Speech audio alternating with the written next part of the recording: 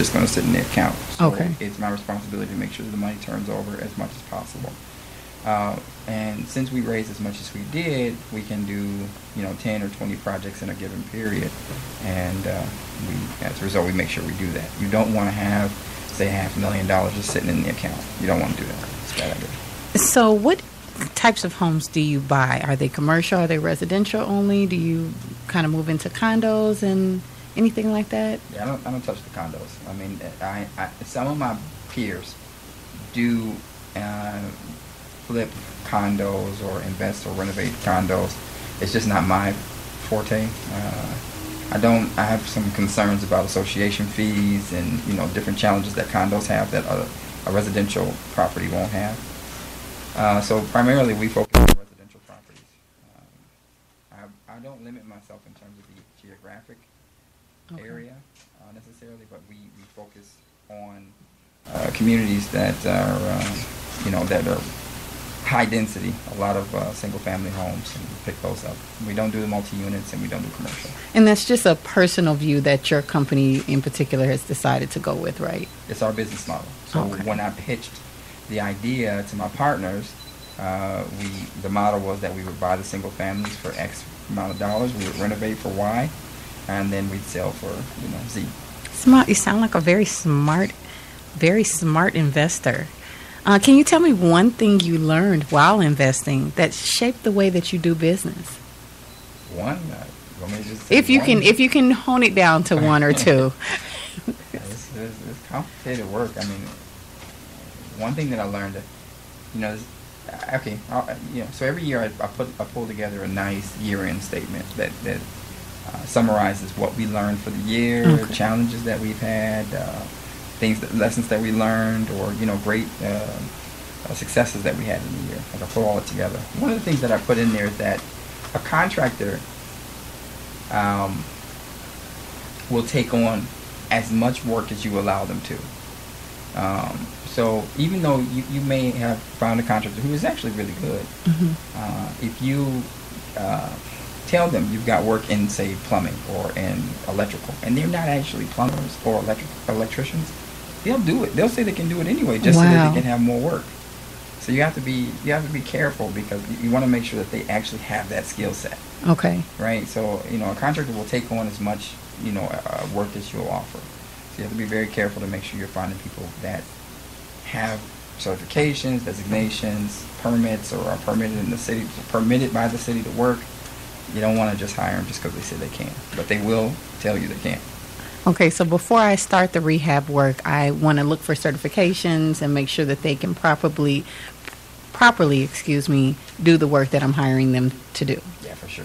Yeah, I mean, that will make or break you. I mean, at the end of the day, this business is not really about renovating homes or the design. When you find a new investor, we're all thinking, I'm going to make this place beautiful. I'm going to go in there and I'm going to use this paint color. I'm going to use this kind of trim. I'm going to put these cabinets in there. But really, this business is about managing contractors, managing labor, right? So it's about finding a quality contractor, ensuring that they do the work correctly and on time, in a timely fashion, and that the whole process comes together in a fiscally responsible way. Let me just ask you this question, because I know that there are some contractors who you can hire, let's say, to build a home or to do some repairs. You pay them half the money up front, and it seems like they kind of disappear. How do you structure that? How do you maintain having your contractors at work every day? Yeah, I mean that's kind of a crapshoot. I mean, at the end of the day, some contractors have integrity. And I'll say that most of the contractors that we encounter, even the ones that we've had a hard time with, they're good people, right? Fundamentally, they're good people. They just might be in bad situations. And you'll see the best and the worst in people when they're in a bad situation. So the way that your only leverage with a contractor is the money, right? So you want to make sure that you never give them 100% of whatever you agreed on for a contract, right? You want to give them 50%. If you're smart, maybe 25 or 30%. If you can convince them to, accept 25 or 30% as an initial deposit for them to start the work, and then you want to make sure you have an agreement that states, what they're doing for that money, and you guys both sign it. You want So to be like a diligent contract. Yeah, a contract for sure. Okay, so make sure I have all of my paperwork in order before I get started with any rehabs. So is there any type of real estate deal that you just will not invest in? That's a tough question. But I just would not invest in. Yeah, I think there are certain areas, in fact, that I won't invest in. It's not because I don't like the area, or it's not because of the demographic necessarily. It's about resale. If I see that there's an area where there's a large inventory of homes that are vacant or unoccupied, and I can't turn the house back around, that's not my kind of investment. Now, could that be a good investment for somebody who's, say, a renter, a landlord? They want to buy a property and hang on to it. It might be a great opportunity. We see properties around Chicago every day for $5,000, $6,000 that somebody can pick up, and if you want to hang on to it, put a tenant in there, it's great. So it doesn't fit my business model, but it might fit somebody else's. So you're looking down the block, Sam. You're looking for an investment property. What is your first sign that this is not the right area for me? I mean, I've got some criteria that we follow, but that's proprietary, so I'm not going to give you too much details. Okay. Trying to take all your ideas. But what was the question? What am I looking for? Yeah, so you're driving down the street, and how do you know which house and which block you actually would like to invest on? Yeah. Are there target things that you see down the street that make you say, no, not this block, maybe another block? Yeah, so I will say it like this. You want to see the target home that you're looking at is in bad shape, while everything else on the block is in great shape, right? So it's just like a beautiful, the sun's shining on that block. You're riding down that block, the sun is shining, it's bright and sunny and nice, and then you see the dark cloud over this one house. That's the house you want to buy. That's what I'm looking for. Okay. If the rain cloud is over that house, I'm picking it up. Oh, great. Yeah. Well, how long has your company been operating, Sam? So I'm going to say 4 years now. Okay. And that's just Gramercy, the organization that we have actually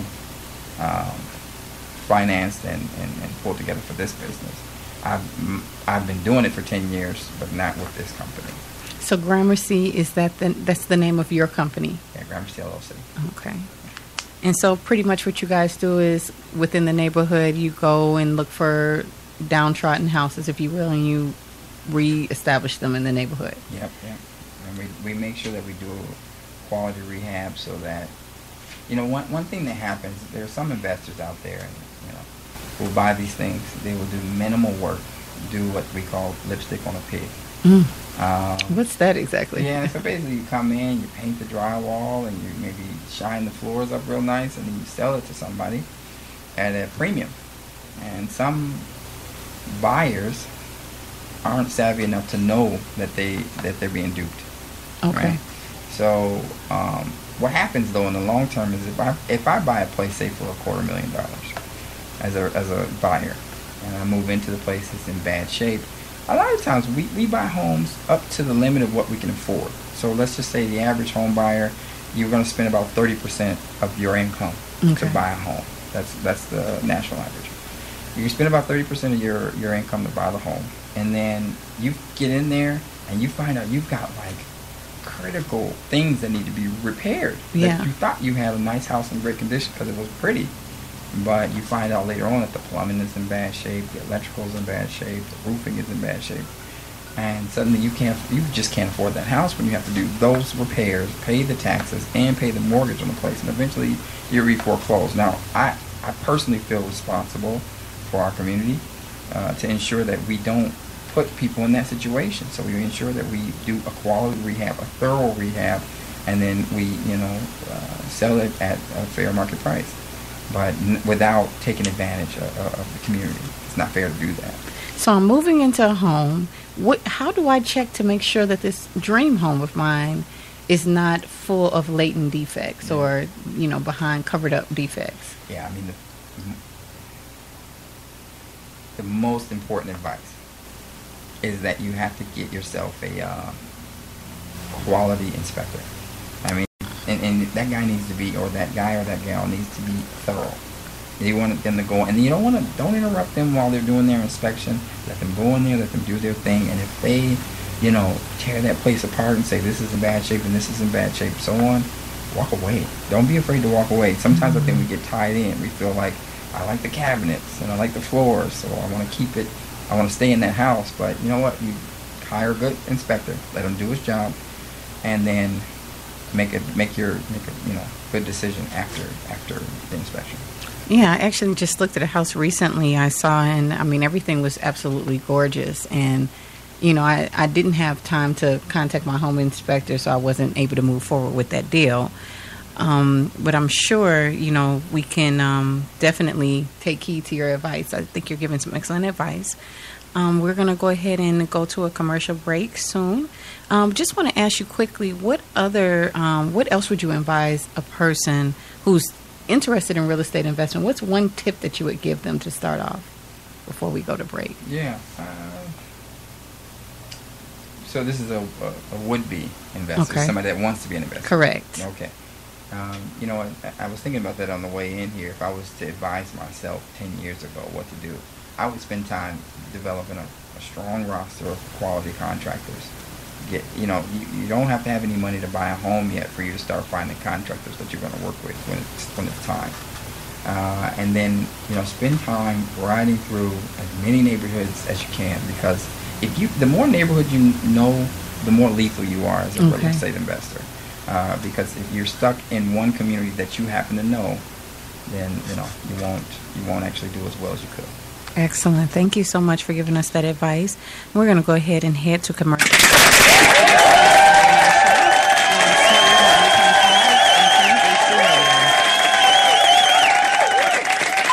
Smooth 90.5 FM HD radio live every day. Sign up now to be a VIP. Loyal listeners win $365 every hour for the question of the day. Only on Smooth 90.5 FM HD radio.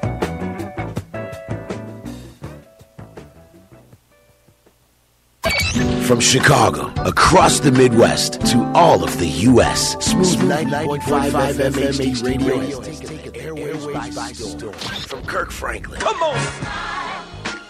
Even though I hurt, see, I smile. George Benson.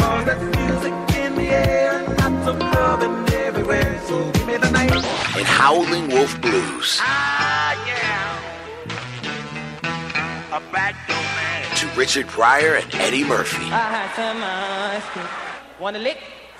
It's Smooth 90.5 FM HD radio.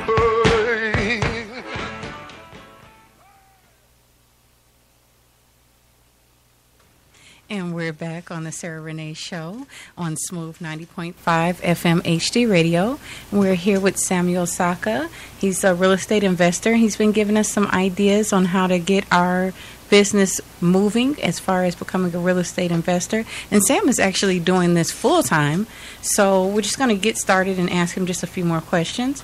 So what exactly do I need to know, Sam, to get started learning to be a real estate investor? What are your ideas of things I definitely need to know before I get started? Yeah, okay. So I would definitely spend time familiarizing myself with finance, mortgage finance, interest rates, the communities that you're interested in, like I said, and if there's nothing, if you don't spend time on anything before you start, definitely spend time evaluating contractors, finding quality contractors, because that's what's going to make or break your business. I would spend as much time as possible with that. Read as much as you can, though, about investments in general, because my partners and I, we were talking some time back. We were out of town just discussing this, and so I think sometimes people get a static number in their head. I want to make $25,000 off this project, or $10,000. But it doesn't matter if you spent $400,000 to get to the $20,000. That wasn't a quality investment. You see, so you want to spend some time just kind of evaluating how finance works and make sure that it makes sense financially for you to make those investments or make those decisions that you're making. Okay, so if you can give us just a story, Sam, just fill our imaginations up with your story. What was the worst day that you think you've had that you can discuss with us As far as being full-time real estate investor. Oh, so this is while I'm full time? Correct. Yeah, I think we had I think I had 4 or 5 projects going simultaneously, and I hired these contractors. I think we found them on Craigslist. So they were really doing a bad job, and I trusted them to go out there, get their permits, to do a good job, have the inspections, be responsible and do what they're supposed to do. And I mean, they just didn't. And one house after another got shut down by the city. We couldn't work on them anymore. Okay. So I actually had at one point from 2 houses that were just stopped. Stop work order was placed on the property. And then at the same time, I had to fire a couple of the contractors. So basically, the business, it didn't stop.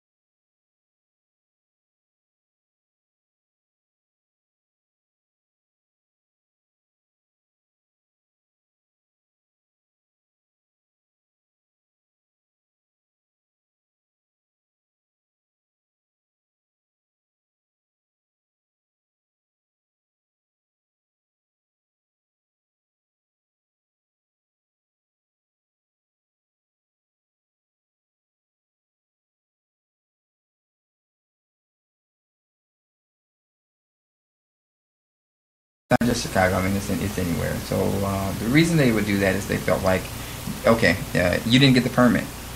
Ultimately, a permit it's twofold. One, it's a quality review to make sure that the work that you're doing is going to be inhabitable once you're done with the work.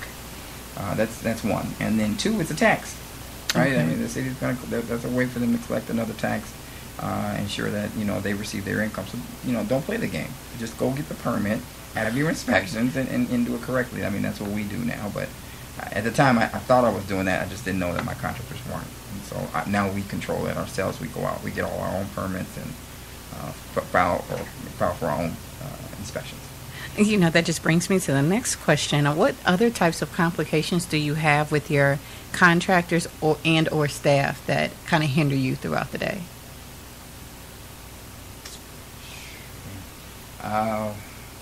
It's so many. I mean, when you start a business, and I won't narrow it down just to rehab it. When you start a business, you're going to encounter, every pitfall that